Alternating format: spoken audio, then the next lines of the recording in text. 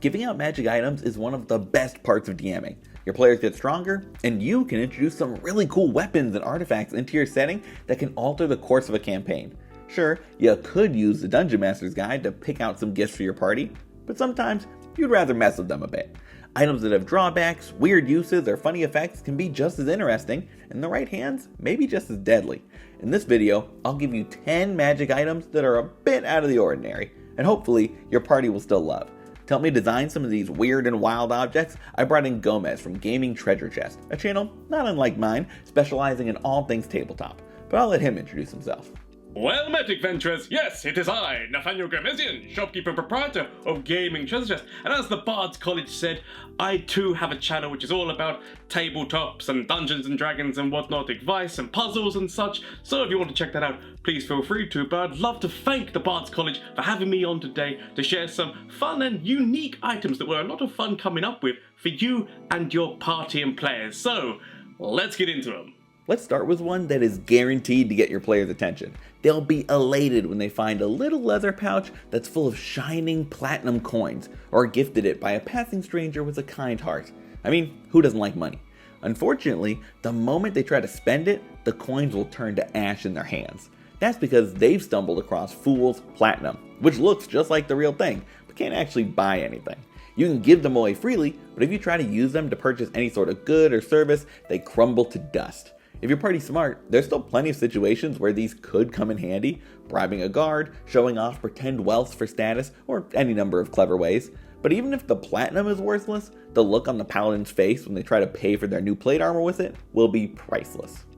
So, coming off the back of Fool's Platinum, my magic item that is to do with kind of money/gold kind of thing is the piggy bank of long-term investment. And the idea of this item is that it can be like a standard piggy bank or whatever kind of receptacle it is that you want for your players to put their hard-earned gold or cash into. And the basic premise of this item is that your players can put gold into the piggy bank up to a maximum of 100 gold per day, and after a year's time of them putting in the first gold, whatever gold they've put in over that year, they get that back plus 50%. So if they put in 10 gold, when the year is up, they can empty the piggy bank and they get 15 gold. But the catch is that they cannot actually access any of that money once they've put it in until the year is up after them putting the first gold piece in. So they can hear the money rattling around within it, but if they try to pour it out, nothing comes out until that year is up. So that is the point of the long-term investment part of this item. So it can be very good or very bad, because sometimes your players might end up running completely out of money,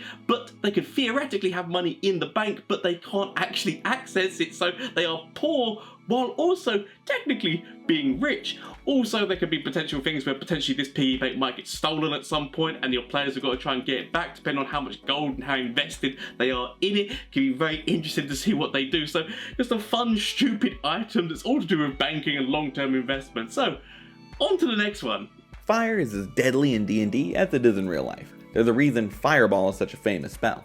So your party might be happy to find a ring that lets them shoot searing beams of heat at their enemies. Unfortunately, fire can be hard to control, and will just as often burn whoever lit it.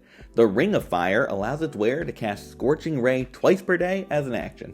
Not bad, but while attuned to it, the user is also vulnerable to fire damage. And even better, this one is cursed. They'll need to find a cleric if they want to get it back off their finger. Until then, they can sit back and watch the world burn. They're just included in that too. So from one ring to another, the next item that I have for you is the Ring of Thoughtlessness. And the idea of this ring is that you can have it, there is a ring that kind of looks like the Ring of Mind Shielding, that's kind of got that kind of like brainy kind of aesthetic. And on the inside is inscribed, I wonder what they're thinking. And what you're trying to do with this ring is make your players think that it will allow them to have to read people's minds. That couldn't be further from the truth, because this ring was actually created by a gnomish bard who loved vicious mockery as one of their favourite spells. So they kind of imbued it within the ring to be able to make it so that when the wearer tries to focus in on somebody else's faults, all they get back is insults in that person's voice. So basically the wearer is hearing continuous insults about themselves in the voice of the person they're trying to focus in on, and it's basically the vicious mockery of this bard. I wonder what she's thinking. You smell like what comes out of my posterior, daddy. Because the gnome loved a little bit of a troll, and basically it makes the players think that's what the person is thinking about them, whereas it couldn't be further from the truth. It does not show their real thoughts at all, and it's just insults being thrown at them.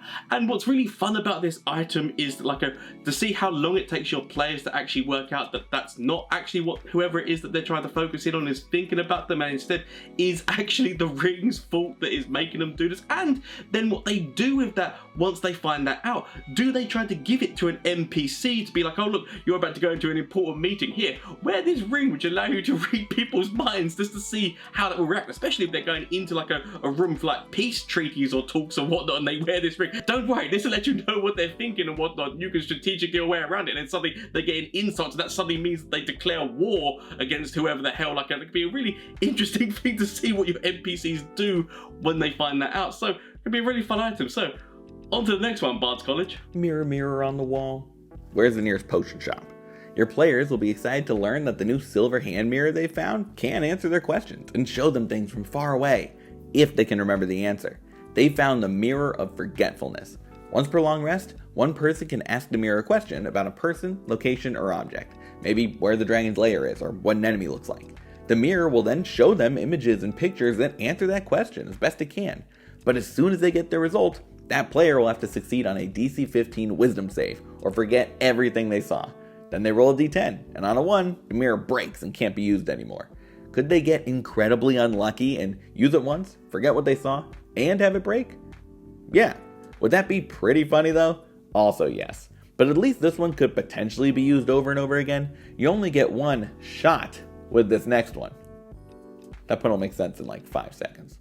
So the next magic item that I have for you is the injection of Amped Up. That is basically an injection of adrenaline, which gives the same kind of effect as the haste spell, which basically means that you get like an extra movement and an action and whatnot. So basically it's amping you up with adrenaline, like the energy pulses through your veins, and it's a good thing to be able to give to, like, you know, fighters or barbarians or such when there's not a wizard or somebody who can make them hasted. So it could be like a fun item, or that they can use on themselves rather than relying on a spell and concentration. But the injection does have a massive downside. Whereas haste, when it runs out, you're basically done for that turn. This one actually gives you points of exhaustion. It gives you 1d4 plus 1 points of exhaustion, which obviously exhaustion has kind of changed because they changed it in like the latest model, but the idea is still the same, that if you get 6 points of exhaustion, you're dead. So that is why it is d4 plus 1, because theoretically they shouldn't be able to get 6. It depends on whether or not they're a barbarian and have got like that kind of rage thing which gives them exhaustion that could potentially rocket them immediately up to 6. So if your barbarian has gone that way, try and steer this away from them, but because it could potentially flat out kill them. I mean, obviously it's still the roll of the dice's chance, but it could still be potentially problematic. But it could just be a fun way, because exhaustion doesn't get used as much, or the points of exhaustion, and it can be quite hard for them to be able to have to lose all those points of exhaustion. It takes significant long rests to be able to get rid of it. But this injection could still be very useful in a big fight, especially without having the concentration part of some magic user having to continuously concentrate on it, knowing that you get 1 full minute of just being able to go crazy. Like, players might like weigh that up as being like a pros and cons, so can be a fun item. Anyway, glasses are mainly used for one of two things: seeing better or seeing better in sunlight. But what if instead of glasses that help block out the sun, they just went all the way and blocked any light at all? Meet the glasses of light sensitivity. The moment one of your players puts them on, they instantly get the blinded condition, as all light is blocked out for them. However, they instead get tremor sense out to 60 feet, so they can still sense things that are around them, so long as they're touching the ground. These can actually be pretty useful for dank dungeons or adventures in the Underdark where they need to trek through the shadows. Not so much against the dragon soaring in to face them, but that's for your party to figure out. But you know what's even scarier than a dragon? Rogues, at least for a dungeon master. This next item is for them.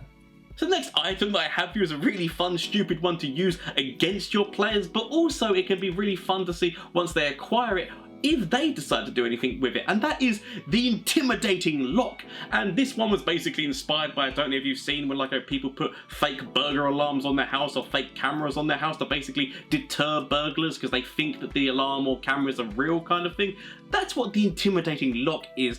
Basically, it is a lock that you can put on a door or treasure chest or whatever item that you want that kind of like facilitates putting a lock on top of to like stop it from being opened. And when your players come against this, they'll find out that they can't actually lockpick it, because they can try to lockpick it, but the funny thing is that the lock doesn't actually do anything, and all that they need to do is pass a DC 13 wisdom save, and they realize that they can just open the item. It doesn't actually stop them from being able to open the thing, but it looks very intimidating with cogs and gears and things that you can describe the locking mechanism as being like a very intricate and looks very foreboding kind of thing, so that it makes them think that this is going to be very difficult for them to get into, where really, as I said, it's not doing anything. They can just open the item or open the door and no problem. So it's a very stupid item, but it can be really funny to see if it tricks your players. And as I said, once they actually figure it out, if they choose to take it and use it themselves. So it can be a very fun, stupid item to give to your players. Anyway, up to you, Bard's College. Magic wands are a staple of D&D, and once in the hands of the party wizard or sorcerer, they can often be used to devastating effect. But not all wands are created equal, and sometimes they can give as much as they take. When your players find the wand of possible power, they might think it looks like any old magic stick, and when they try to unleash its potential, will probably be disappointed. As a bonus action, they can point it at a creature and attempt to summon an intense burst of energy. They roll a d20, and on anything between a 3 and an 18, unfortunately, nothing happens. The wand sputters a bit, but only sparks come out. However, if they manage to roll a 19 or 20, their enemies should duck for cover. Their target has to make a DC 18 dexterity save or take 10 d10 force damage, half on a success. Not bad for a bonus action. Here's the catch. If they roll a 1 or a 2, then it's your player that will be taking the brunt of the blast. The wand backfires, and they instantly take 5 d10 force damage. Is the risk worth the reward? Maybe. We'll have to roll and see. So the last item that I have for you today is the Chrono Coin. This is a very fun item to put in front of your players, because it basically is a coin which on one side of it has got a skull, and on the other side of it, it's got like a health aid cross. And as the name kind of implies with Chrono, it's kind of to do with time manipulation, because it's got chronomancy that is weaved within the coin, and the idea of this is that your players can hold this coin and they can state how much they want to heal. So if they hold it and say 30, they gain 30 hit points. But what ends up happening is when they do that, you roll a d6 and you basically assign whatever number the d6 comes up to, you put 30 on there. So as your players use this more and more, you can be rolling that d6 and putting extra numbers and whatnot on there. And the idea of it is that every now and then you can throw that d6 out, and if it hits one of those numbers, you take that health back. So the idea of the coin is that they are taking health from their future selves in order to heal themselves now. So it can be good, but at the same time can be potentially really bad. What you do with this is that as more and more players use this coin, you basically can hit different players with the health being drained from them in the future, because it only affects the people who have used it. So if only one player uses it, then it will always be that player who gets targeted and the health gets taken away from them if you roll a d6 and it happens to hit one of the numbers that they have already done before and gained health from. So it could be really fun to see how players go with this. What you do is the more that they use it, the more you roll that d6 to be able to take health from them. So if they use it only once, then it's only going to be in a couple of sessions time or something like that you roll it. But if they're using it continuously, then it could potentially even be in the same session that you roll that d6 and take that health back. But the fun thing is that in the beginning it's going to be a very slow burn, because it's very unlikely that when you roll that d6 you're going to hit the same number that they did on the first time that they used it. So it will be that slow kind of realization of what this coin actually does. Obviously they can get the coin identified to actually find the full properties of it, so that your players might actually end up finding out what it does and then decide what to do from there. But as I said, it's a really fun, stupid item to put in front of them, because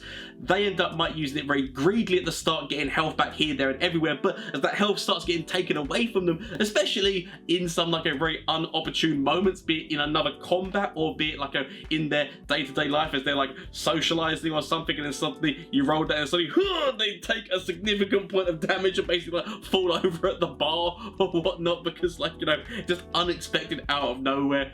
It can make some really funny social situations. So that's why I just really love the Chrono Coin as an item, so I hope that you enjoy it too. So back to the Bard's College. Those are 10 items that you can use to troll your players, but be warned, they may find a way to get you back too. Thanks again to Gomez for his help on this one, and be sure to check out Gaming Treasure Chest. We made a video going through even more magic items you can toss in your games on his channel, and if you like that one, he's got a lot more content to explore. You can find a link to his channel in the description. Thank you so much for watching. If you enjoyed the video, leaving a like is always appreciated. You can also subscribe to the Bard's College. I make videos all about D&D, DMing, and everything in between, so if you like this one, stick around. But for now, good luck, and remember, crit your players.